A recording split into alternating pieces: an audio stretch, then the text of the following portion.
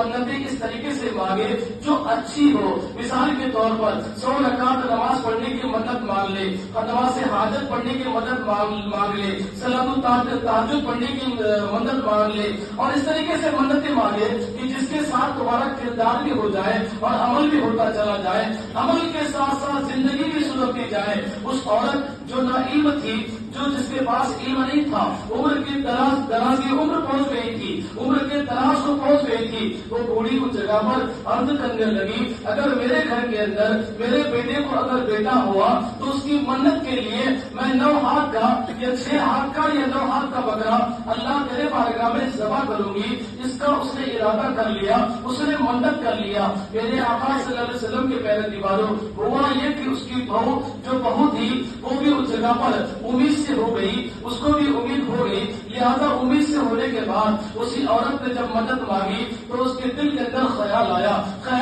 کہ اب تو میں نے منت تو مان لیا تھا اور میری بہو امید سے موجود ہے، لہذا اب کیا کیا جائے. اسی سلسلے میں وہ سلسلہ چلتا رہا.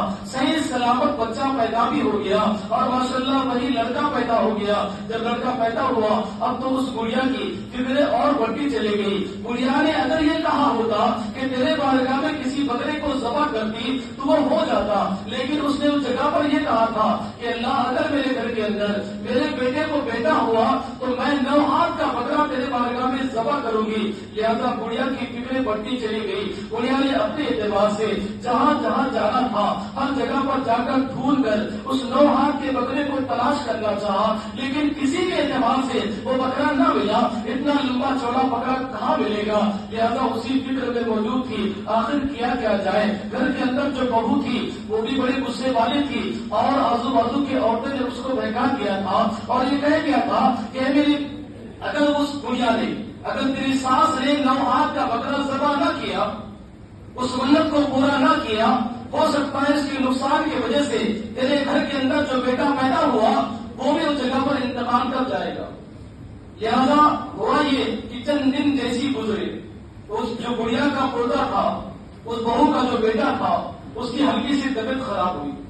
جیسی طبیعت خراب ہوئی عورتوں نے اور ماحول کو جما دیا، کہا کہ دیکھ اسی کے اعتبار سے شاید طبیعت خراب ہو رہی ہے، جو منت تم نے مانگی ہے اس منت کو پوری کرو.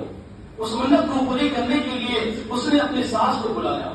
ساس کو بلانے کے بعد اپنا جو غصہ تھا، وہ بڑی غصے والی تھی، ساس سے کہا تم نے جو منت مانگی تھی تمہاری منت کی وجہ سے ہو سکتا ہے کہ اس کی طبیعت خراب ہوئی اور ہو سکتا ہے کہ میرا بیٹا اس جگہ سے انتقال کر جائے گا.